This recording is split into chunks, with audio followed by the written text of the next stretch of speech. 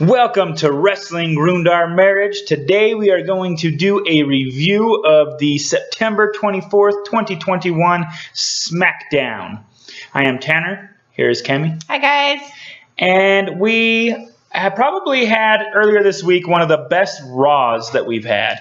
And I think it's solely because Roman Reigns was on Raw. We finally had that New Day versus Bloodline match that everybody kind of started getting excited about as soon as Big E, took the championship over there on Raw. I think it's pretty clear they're setting up for it. Yeah, they're getting ready for, the Survivor Series over there. Mm-hmm. So Raw, not just my opinion, but you look across social media, so many people were saying this is by far the best Raw of the year. And, the biggest difference was Roman Reigns was on Raw. So you get that. He's your ticket seller. He is your ticket seller. I put something on our Twitter earlier this week that said, well, actually, it was just yesterday. So yesterday you also had AEW bringing in, everybody they could. They brought in all these people from the UFC, former UFC fighter Paige Van Zandt, who's also on the Bare Knuckle Championship. She's been on Dancing with the Stars. Yep.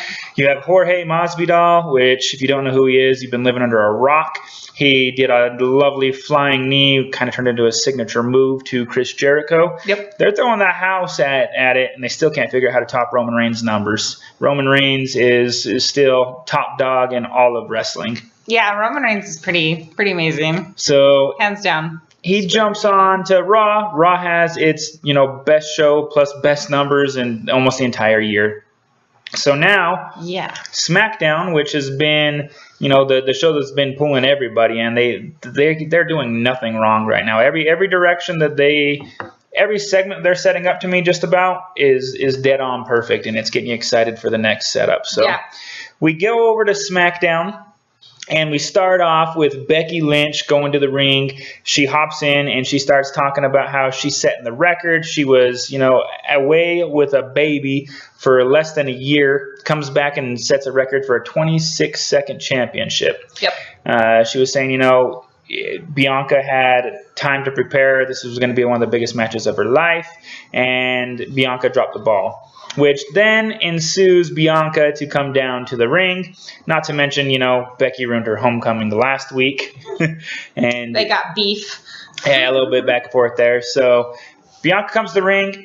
They kind of take some verbal jabs at each other back and forth. Bianca was saying, hey, you might have been the best, but I did everything that you've done, and I've done it quicker. And so you might open the door, but, I came busting through that thing. This, in turn, pisses off Becky. Becky smacks Bianca, and she falls on the ground, which then the brawl ensues. It ends up finishing with Bianca doing the kiss of death to Becky and flattening her out right in the middle of the ring and walking off to the back. Yeah, that was a great way to start SmackDown out. I think you can see watching it how conflicted everybody is. Who did they go for, Becky or Bianca? Because they like both of them. Even though Becky is slowly turning heel, you still like her. So yeah, she still had. I think she had a lot more people kind of booing her last week. This week she gets to the ring, and I don't know if it's the audience, just where they were at this time, or if it's definitely, people are conflicted like you were saying, because later on in the show, when Roman Reigns comes down to the ring, there is an entire section behind him just screaming, "Tribal Chief, Tribal Chief, Tribal Chief." He was just and he just kind of just soaks it in, kind of does this number. So they kind of were cheering a little bit of everybody on there, but I think the, Becky, Roman, a lot of these heel characters that they have, we had talked a while back about how back in the day you had your heel characters. You had Stone Cold, you had Undertaker, you had The Rock, you had Triple H, and they were the bad guys, but they still were good enough that, Triple H had the DX backing. Stone Cold had both sides. It just depended on who they were going up against. They were heels, but they still had a lot of people on their side. They had that likability. Yeah. And so Becky's kind of got that going for her. Roman definitely has that going for him right now. Anybody with Paul Heyman usually has that anyways. But definitely a good job. We'll do a show after this, and we'll do some predictions on where we think it's going to go for Extreme Rules. So tune in for that. So that wraps up that segment, and then it moves over to Shinsuke Nakamura versus Apollo Crews. And Yeah, thoughts on where that's going to go. Shinsuke is still the champion, or he's King Nakamura. I wasn't that into that match. I just wasn't into it. I don't know why. So my thought would be because Apollo isn't really a draw. I mean, I know Shinsuke isn't a huge draw for you either, but Apollo hasn't done too much. But there was the one segment where Apollo gets Shinsuke and just launches him over the top rope. It was pretty impressive on, his strength, but you can look at him and tell he's pretty I think the most entertaining part is watching Pat McAfee dance with him. Yeah, coming down. Like, that to me is the most entertaining. That's where I'm kind of wondering where they're going to end up. If I'm talking questions here, I don't know if Shinsuke, it was good that they gave him the Intercontinental Championship and took it off of Apollo, but he's done nothing with it since, and they've been pushing the tag team of Shinsuke and Boogs more than they've been pushing Shinsuke as a singles competitor. Yep. And now you have Apollo with Aziz in the corner, and eventually, Aziz is just kind of his dirty work guy right now, but eventually they're going to start pushing Aziz enough so he can start being this dominant figure. You would almost think they'd put them more in tag team battles, which should open up the Intercontinental Championship for somebody else to take over and take a run with. Yeah. And it's not, I don't think that's necessarily bad booking by them. It just ended up being, Boogs just took off. And they said, okay, Shinsuke's the guy, let's do it. And then here comes Boogs, and the crowd just took a liking to him. Well, half of that's probably like the electric guitar. Come on. Yeah, you got that. And I think, Pat McAfee, I think he really helped project him up there. Mm-hmm, I agree. So I don't know that Shinsuke should still be the Intercontinental Champion. I don't think that Apollo should be either. I think they got to go a different direction with this belt. Either that or start splitting people. Mm-hmm. But the storyline with him just being the single competitor, but you have Boogs as an undefeated guy on the side too. Yeah. They've got to get a little bit of clarity there. So that wraps up the Shinsuke match, and they head out to the back, and then we get to Montez Ford, your surprise of the night. It was definitely a surprise. If you're a betting man, I don't think you would have put money on Montez Ford to be the main event. Yeah.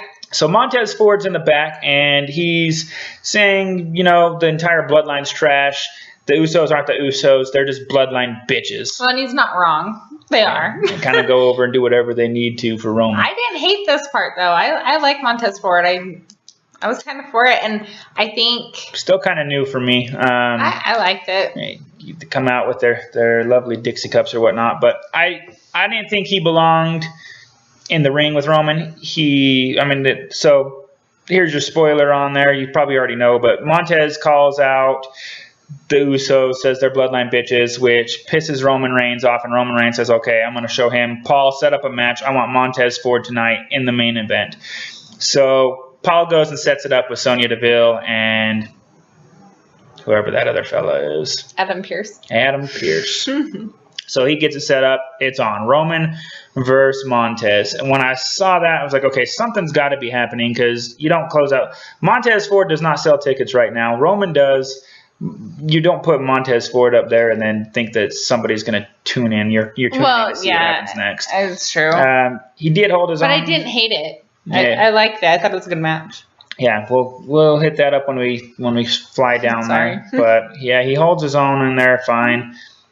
I don't know. You knew something else was coming with it, okay? So from there, we get Seth Rollins, and probably he's got a lot of bright suits, and most of them you can go, okay, it's a little crazy. This is probably the ugliest suit I'd ever saw. And part of that, earlier this week I was talking with somebody, and they had said that pink and red is the ugliest color combination that you can possibly come up with. And literally, it was earlier that day, and the exact same day, Seth Rollins is sitting there in a pink and red suit, and I was like, okay. Yeah, that's about as bad as it comes. It's some of his are bright, colorful. Not lying. Yeah, some of them are bright and colorful. We had talked last week. His was so bright it looked like aluminum foil that he was wearing on there. Mm-hmm. He's got some pink and red outfits. Not good. For sure. Yeah. So comes out. He says, "I'm tired of Edge avoiding me. I need Edge to show up right now." And he's like, but this just shows that Edge is broken and scared. And he pretty much says he's going to go hunt Edge down. He's going to break into his house if he doesn't get an answer. He wants an answer right now, and he wants, to end this. Mm-hmm. A little bit later on that night, we actually get a tweet from Edge saying he'll see us at SmackDown next week. So that'd be cool. 1 week, we get to see Edge. So you get the Edge return on there, all via Twitter. That's, again, I don't think that anything that SmackDown has been doing has been bad at all. Edge versus Seth Rollins is probably one of the better ones that they've done. They've knocked this out of the park. Seth Rollins has played into this crazy guy perfectly. They're good sized for each other. They're great.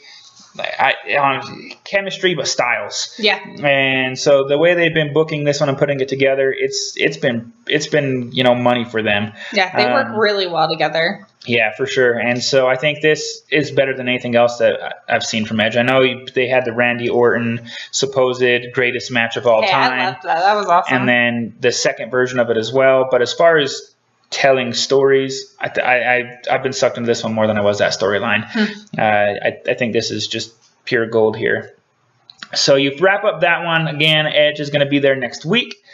And we move on to Liv Morgan versus Zelina Vega. Carmella's at ringside. And yeah.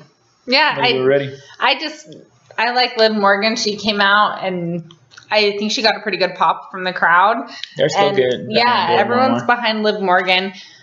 I do think it's there are two things because the match went on. Zelina beat Liv Morgan. And she showed it. Well, and it's been her first win in how long? Like a year at least. Since her return. Yeah. I popped that on. Oh, you did? I put that. I said, hey, this is same thing on our Twitter. What's our Twitter handle? WROM podcast. Yep. And so I popped that on there and said, hey, this is the first win since Zelina Vega has returned. It's kind of bullshit. She's got a pretty good following. Yeah. She's a pretty good wrestler. I think people buy into her. And somebody actually hopped on there and said not only is it her first time since her return, but it's her first time in like a year and 9 months winning anything or something along those lines. That's insane. Sorry, I'd shut you out. I don't have it up on my phone right now, but whoever said it, thank you. Yeah, I just think like she's extremely talented, and I'm glad that she got a win. But I also think like isn't it also kind of telling that they had Liv Morgan lose right before the pay-per-view? Like this is her big singles match, and she just lost. Not just lost to she didn't lose to Carmella, but she just lost to Zelina. Like I don't know, that sounded bad too because I really think Zelina's talented and amazing, but she lost by an interference though. Nah, I guess. Like Carmella distracted, then she jumps on, and same thing, reversing a little bit. WWE seems to always have the person that's going to win the pay-per-view smash the other person the episode of the night before. So to me, jumping to later's episode, but like Bianca smashing Becky, that immediately was like, okay, Becky takes it tomorrow. Same thing. Liv loses due to interference. She's probably going to take tomorrow's on there and keep pushing. But I should have shaved before we started this. This little hair right here is so dark, driving me nuts. Looks like I have a scab on here. Can you see it? Driving me nuts right there. Anyways. No comment from you. It was unexpected, but you still look cute to me. Yeah. Oh, yeah. All right, so we have a new talk show. So you have the original, Piper's Pit back in the day, and now everybody has their, you have that ding dong with Bailey when she's around. You have the Miz talk. You had the drip drip wet talk, whatever that was with Morrison. You have like the Kevin Owens show. Now they have Happy Talk with Happy Corbin. Oh God, I'm over the talk shows. So I'm not a fan of them. Well, I am if it's like Alexa's Playground. I really like that.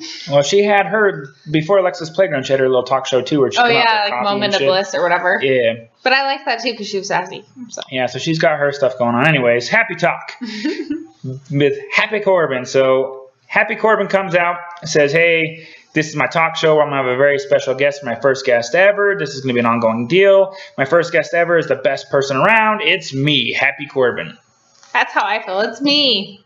Happy He gets all excited, starts going crazy on there, and of course starts trashing KO, which has KO come out. Mm-hmm. As he comes out, I have no idea who the other guy is. If I Googled it, it'd probably pop up. But anyways, mask not masked, but I guess a hooded guy comes jumping the barricade. He attacks KO from behind, and then him and Corbin end up jumping him and slamming him down on the stairs. They're both laughing. They're both happy. It's probably like Logan Paul again. Yeah, right. I think we just don't want you to get booed this time, so just come in with a hood. I think it's a wrestler, probably, my guess is it's somebody from over at NXT. Mm-hmm. They had said his name on there. I didn't catch it enough to write it down. But anyways, Corbin's got a new little minion to help him beat up Kevin Owens, and so they slammed him on the ground. Of course, your normal weekly KO decides he will take a slam onto a set of stairs because why not, right? Throws his body on the line all the time. I'm kind of surprised that they don't have a match at Extreme Rules. I'm guessing that it'll tie together by the time it hits. They'll have something going on where they do it, but hopefully. Yeah. So that ends there. You get a little promo from Montez talking about, I'm just going to be Montez Ford. That's what I do best, and I'm going to have the match with Roman Reigns. Cut away from that, you get Nikki A.S.H. Nikki Ash versus Natalya. Yeah. So they were talking about the draft, and different from the tag team males, I believe. I couldn't really tell the difference there. But the female tag team champs, the draft doesn't matter for them because they're interchangeable. They're cross-branded. They can go to Raw or SmackDown. They have to defend on both Raw and SmackDown. Well, that makes sense, though. I will say, just sorry to interrupt you, but I think that they should add like a Raw women's tag team and a SmackDown women's tag team, because you do have like Survivor Series coming up, and you're going to have the tag teams facing each other, and you're going to have the women's champion that's interchangeable, tag team champs. Who are they going to go against? I just think it would be smart, but that's my opinion. Earlier this week, Natalya had posted on her Instagram, I think it was her Instagram, a video of her training, and man, can that girl she can take a hit and just get up and keep going. It was so impressive. So I know you're not the biggest Natalya fan, but I am, and Tamina. Yeah, I really like Tamina too. Whole lot of personality, boring ass people that never have evolved or changed and can't cut a promo. Well then, but I like Natalya. I do like her, and I'm not behind this Nikki ASH and Rhea Ripley thing. I think that was kind of like a want moment from Raw, going from the championship for Rhea Ripley to, I don't know, Nikki ASH. That's really mean. Okay, I'm done talking. So, back to I'll comment on some of the things that you had said. Back to the tag team champions, they need a set for Raw and SmackDown. I couldn't disagree more. They can't even figure out how to have a relevant tag team champion for one show that cross brands. There's no storylines there. Tamina and Natalya were the most boring champs. Not just tag champions, but just the most boring champions I think we've ever seen. And that's with me. They could spice it up. They need to do something. But again, that goes back to me, like Natalya, Tamina, I don't think they've ever cut a good promo. They've never had a memorable match. I'm pretty harsh on Bobby Lashley. I'd watch him every day of the year before I had to watch these two god-awful people go. So yeah, trying to get them to figure out how to have two sets of tag champs when they can't even figure out how to handle one makes no sense to me. The Nikki ASH and Rhea Ripley tag team, I'm not for it. I see. Yeah, right.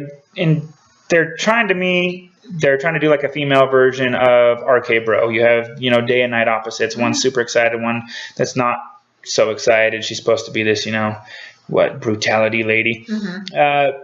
I can't get a read on Rhea Ripley. When I watch her in the ring, when she cuts her promos, everybody was saying on Monday, so she cuts a promo on Monday right before they win the match. And she said, before they win the tag titles. Mm-hmm. And she's cutting a promo for their cancer fund.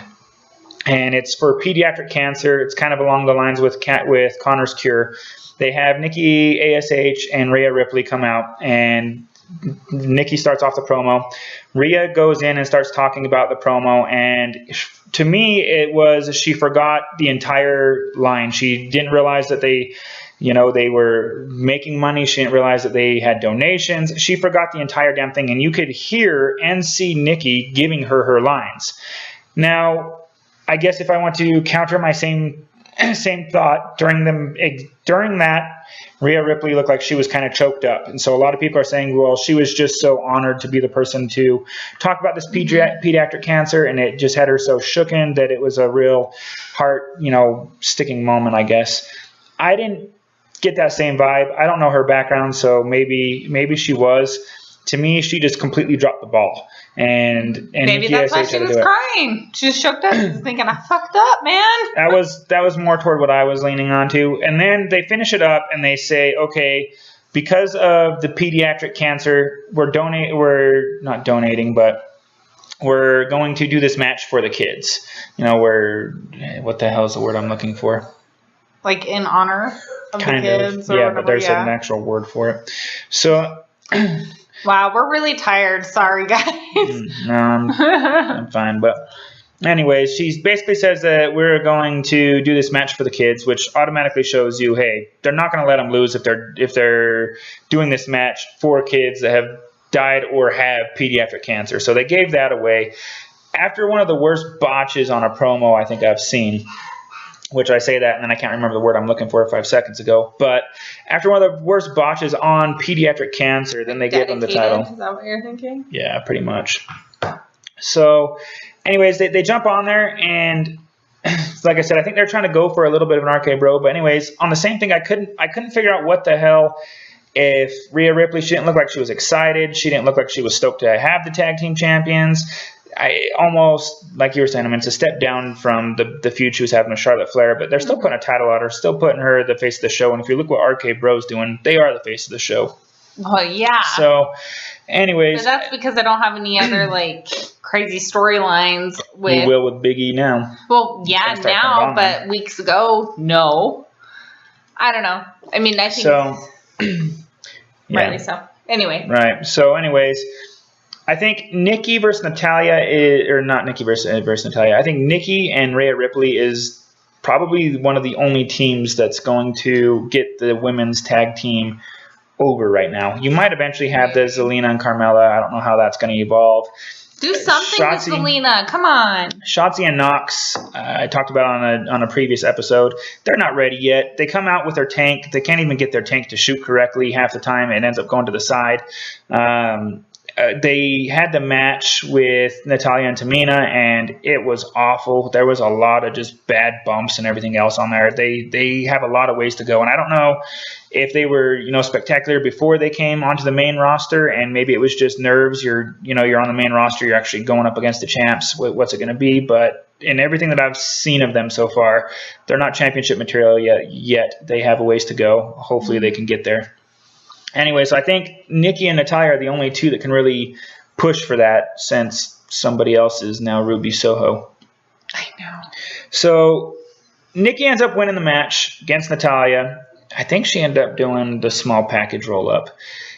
If you're in WWE, don't even worry about a finishing move. Just do the small package, because that's the most powerful finish in all of WWE. For real, it's like every single thing. A quick roll up and you got it.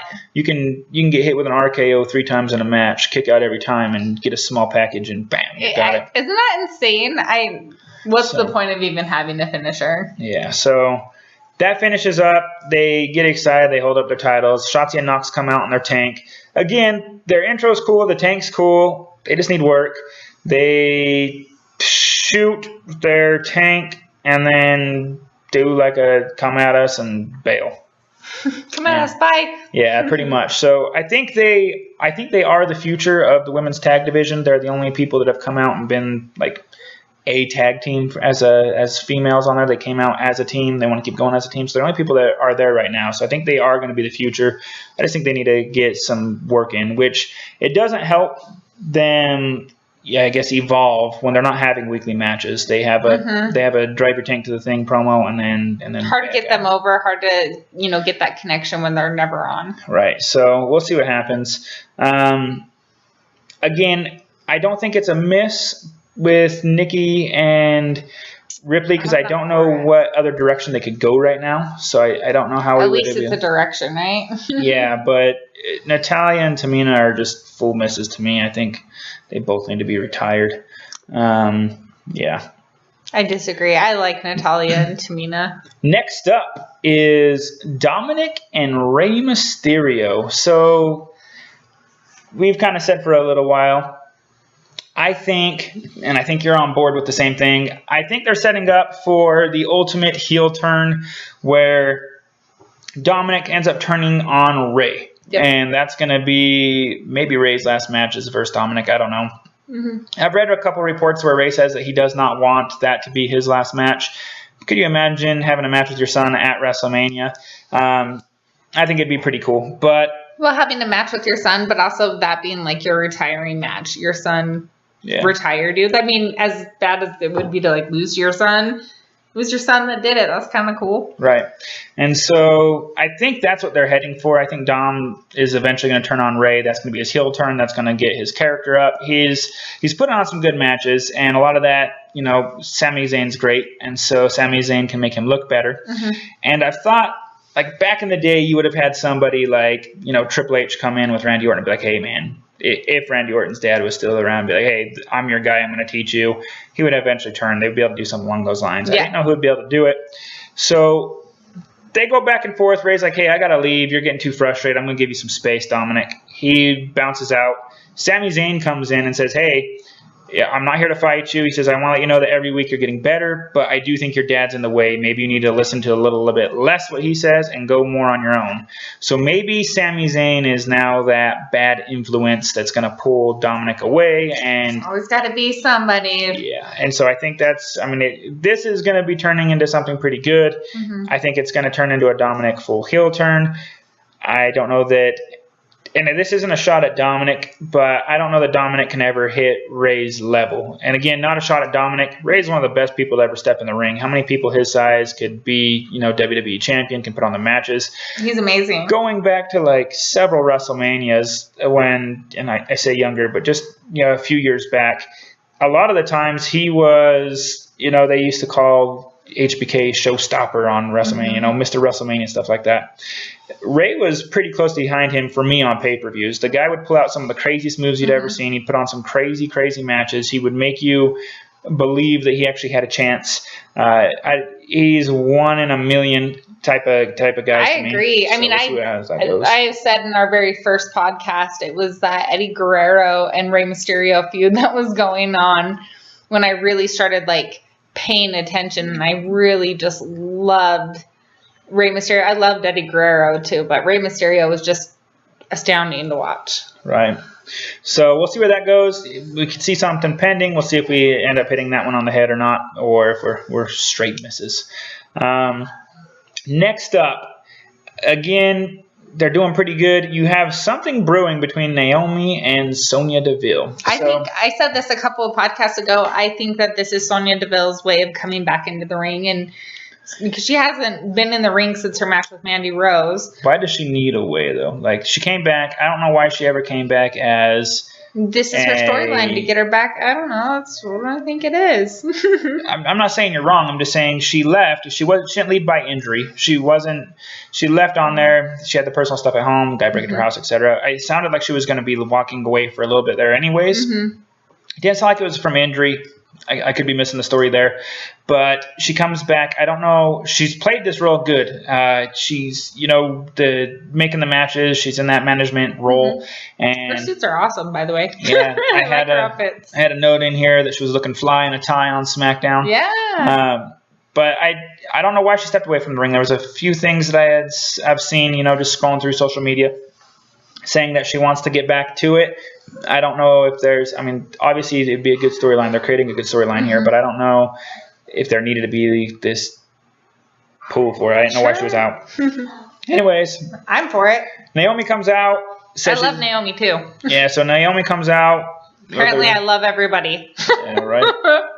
So she makes her way to the ring. She misses Glow, comes flying down to the ring, does her little dance crap, and says she's not going to leave the ring until she gets a match. She says she's been patient. She's still one of the best in the entire wrestling business. And she really is. I mean, do something with her and Zelina, okay? see what happens. So she says she's one of the best ones in the entire wrestling business. She's former champ. She's ready to go. She's not leaving the ring till she gets a match. So Sonya comes out.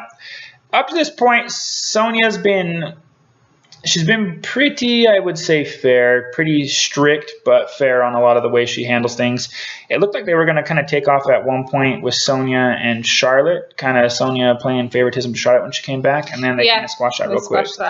So Sonya comes out and is like, hey, you don't get a match. Get out of the ring. If you don't get out of the ring, I'm going to have somebody, drag you out of the ring. And she's trying to almost kind of playing it like she's in management, like trying to bite her lip, and then they keep going back and forth for a little bit. And Sonya finally says, after your entrance, that's the best part of anything you've ever done. Your entrance comes out, you glow all over. The second your entrance goes, you disappoint everybody. And she's like, we've given you several shots, not just on SmackDown, but through wrestling, and you've always let us down. You've never you might have been champ, but you couldn't carry champ. You basically sucked. And is it me, or is it just me? I feel like the promos between a couple of the females lately have been a little more personal. Maybe I'm like reading way too much into it, which is a huge possibility. But like I think about Charlotte and Alexa Bliss on Raw when everyone was going woo, and Alexa Bliss is like, well, that's not really yours. And Charlotte turned around and said kind of the same thing to Alexa Bliss. Like the shots are a little more personal, and I feel like in this case that was a little more personal too. Yeah, I mean, we're going a little bit away from where we were at, but we're gonna keep going off the rails here. Going back to that, woo is a straight theft of Ric Flair. The robe is a straight theft of Ric Flair, and I guess like theft is the wrong word. It's his daughter. She's doing it in honor of him, and I think she's proven that she is not just Flair's daughter. She's damn good on wrestling too. Right. On the same note, Alexa Bliss, I think, started off and was pulled in by Bray Wyatt. Everything she's doing right now has nothing to do with Bray Wyatt. She's completely... Right, but I'm just saying, though, that it seems a little more personal. Right. I think everything that she's doing right now, I know Charlotte made her little comment. I laughed at it. It was a pretty good remark, but I guess Bray was playing with puppets. I was going to say Bray never had the doll, but he did have the puppets. But the Lily direction, her kind of changing her intro, the playground, there's a lot of stuff that she took. She had the idea, but she took and made a lot of it her own, and she's done pretty well with it. And I'm just saying, Lily somehow is a hit, and everybody's buying Lily's. Yeah, I got what you're saying on there, where they're hitting different things. It just seems like they're more personal, and even in that little promo with Sonya Deville and Naomi, it seemed a little more personal.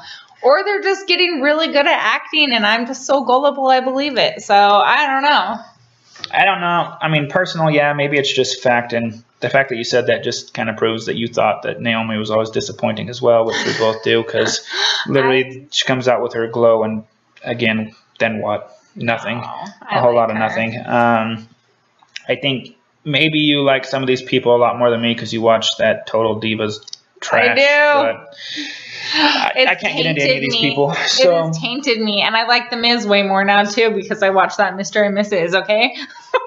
So, back to where we were at. Anyways, Naomi's back in the ring. Sonya says you're trash after your entrance. Naomi says she's not leaving. She challenges Sonya to the match. Sonya says, I would mop the floor with you. She gets security and pulls her out. Security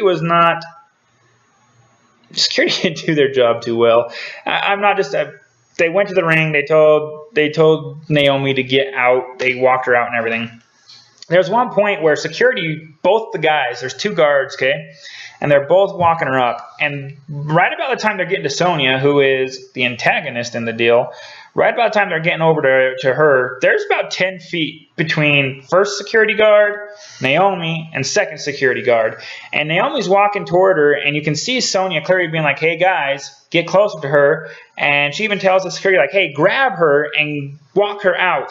Yeah, put your hands on her and get her out of here. Get out of here. And they were like, just kind of, and finally kind of like, okay, come on. They clearly didn't take the same acting classes they did, okay? Right. So they missed quite a bit. But anyways, that wrapped up that whole segment. Again, they're doing well. They've got you invested in Sonya versus Naomi, and that And as little as, hey, I want a match, hey, I want a match, hey, I want a match, coming out, I'm not leaving until I get a match. That's all it took, and all of a sudden you're stuck on the storyline. It's true. This is how you set up storylines. This is I wouldn't have thought it was that easy, but there it is. Well, I'm trying to find, because I thought WWE tweeted out, and maybe I'm mistaken, but I thought they said that they had fined Naomi as well. That was the week before. Was that the week? Oh, well, I'm, dollar.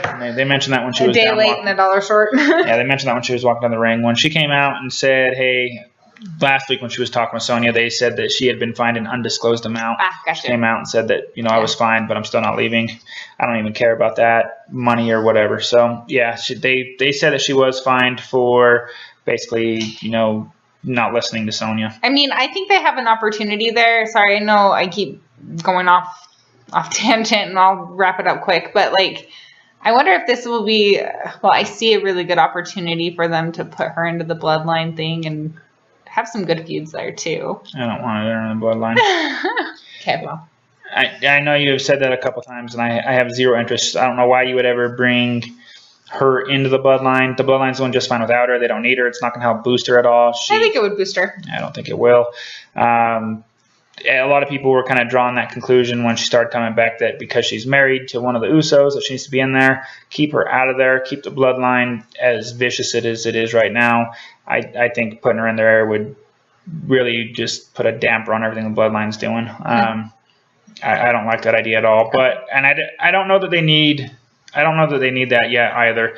If she was completely falling flat on her face, maybe they say, okay, because I can't remember if it's Jimmy or Jay that's her guy, but because you're married to this guy, maybe we'll throw you a bone and give you some of this. Mm-hmm. This story in itself is taken off. It's Sonya versus Naomi. They're going to put on a good match. They're going to keep battling. True. I don't know that you need to put her in. That's true, but I do think it is an opportunity if needed. Yeah, I hope it's not needed and doesn't happen. Roman comes out to the ring next.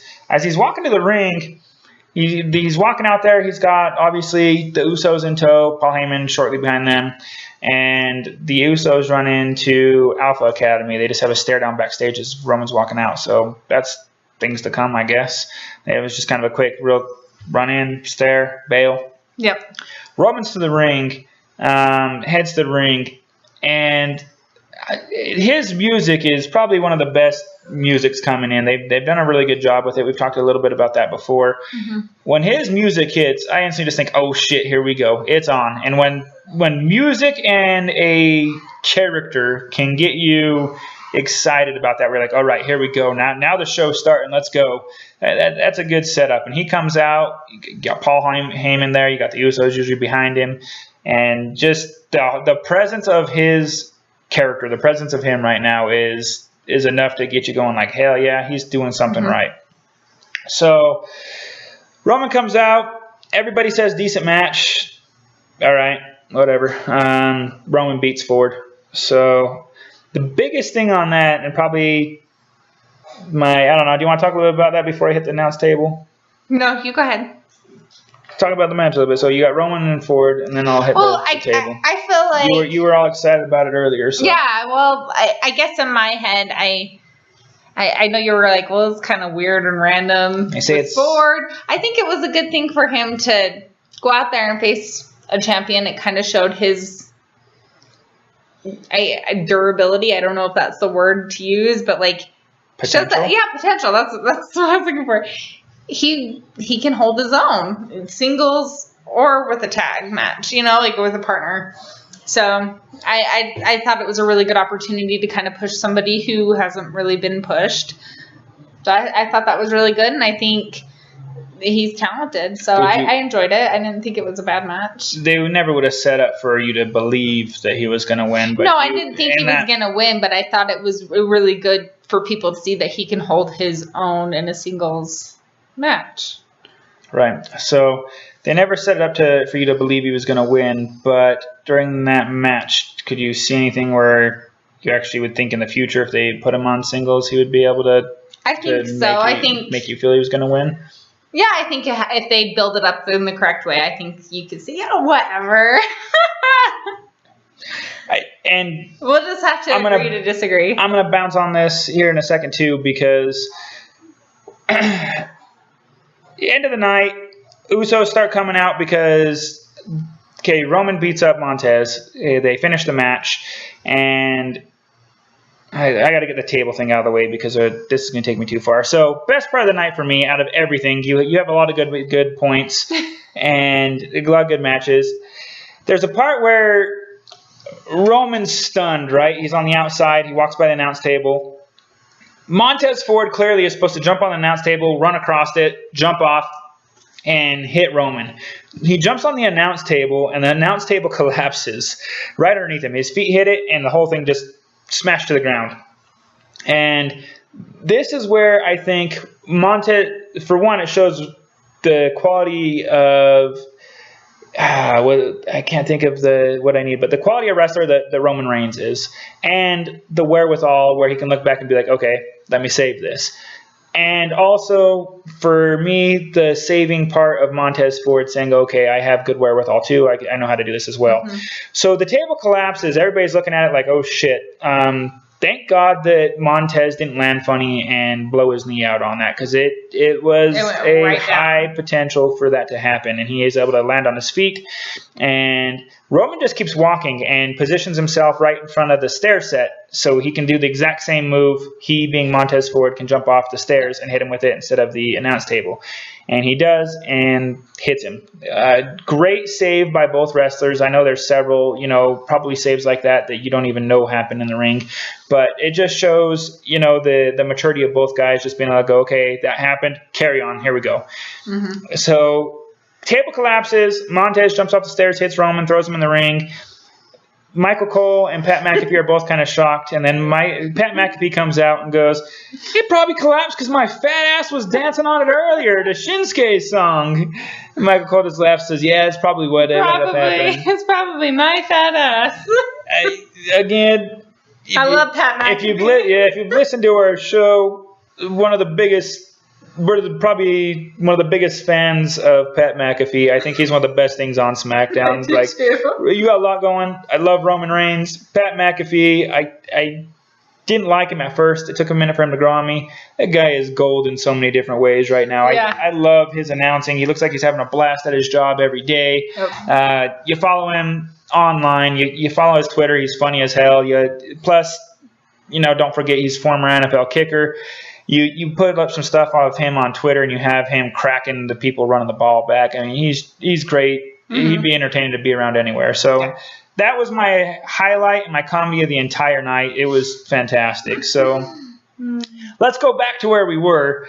So after the match, again, Roman beats Ford. He smashes him in the ring. Paul Heyman jumps in and says, hey, you haven't taught him his lesson. He needs to learn his lesson. So Roman calls for the Usos to come down, basically to beat the shit out of Ford. As they come down, red lights turn on. They're looking all over, can't find him. Demon King Balor sitting up on top turnbuckle, jumps off, wrecks them all, kind of does whatever the Demon King does, some scary-looking face thing, and shoots off the air. Yeah. So back to Montez Ford, where I was going with that before I had stated this. So a couple weeks ago when Finn Balor came back, I guess it was a while ago now because it's right before SummerSlam. Yeah. I had said, as ripped as Finn is, as cool as he is, he's your Intercontinental Champion material. He's your U.S. Champion material. He is not WWE Champion material. It is not believable that he beats Roman. And why, though? Just out of curiosity. Because you said Rey Mysterio was believable. Rey Mysterio could pull you into a storyline that was believable, and so he could have it. Again, Rey Mysterio, one of the greatest of all time, still had the championship for a very minimal part of time. He made it believable that he could beat people because Brock Lesnar sold his ass off for him, because Rey Mysterio deserves that. Okay. Finn Balor, when we were talking about him beating Roman Reigns, I was like, it's not believable. He's too small. I don't think a coup de grace would take out Roman. You got to get me more sucked in the storyline. I could see John Cena beating him because he needs the 17th championship. I don't believe he needs the 17th championship, but I could see that storyline going. I could see Goldberg size beating him. Not that I want Goldberg to be champion. I do not like Bobby Lashley at all. You could see somebody Bobby Lashley size beating him. I just don't see Finn Balor. It's not believable to me. It doesn't pull me in anything.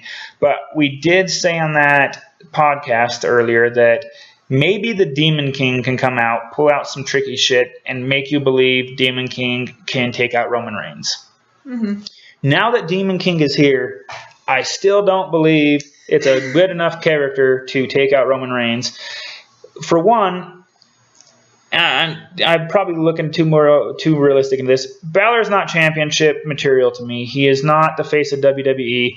Demon King maybe could be. He's not going to want to sit in there for hours a night getting makeup every night on there. Yeah, it's not going to happen. And he can cut a decent promo. He's a good wrestler. He can cut a decent promo. He's not the face of WWE. I think the fact at the end of the day is Roman's the face of WWE. You don't pull the title off him for anything right now. The only thing that will move Roman to me, you have Lesnar, which can be just as big of a draw, or you have that WrestleMania dream match with Roman versus The Rock to set that up as well. Those are your two big things. Other than that, Roman stays champion. Roman puts asses in seats. Balor doesn't. And Demon King jumping off the top turnbuckle when he's the size of... He isn't even as big as either any of the Usos or Roman, so I don't know. It's cool. I like it. I like his makeup. I like everything else. Just it doesn't work for me. Yeah, I just wish it was Bray Wyatt. Bray Wyatt's won. His character, his size, his character, his everything could have taken the belt off of Roman. Braun Strowman could have taken the belt off Roman. Yeah. Adam Cole, Bay could not have taken it. Daniel Bryan. Or Bryan Danielson could not have taken the belt off of him. So Roman is king of all wrestling worlds right now. That'll wrap it up. Thanks, guys. We are going to do a prediction show for Extreme Rules here soon. Tune in for that, and we'd love to hear your comments on it. Thanks. Thank you.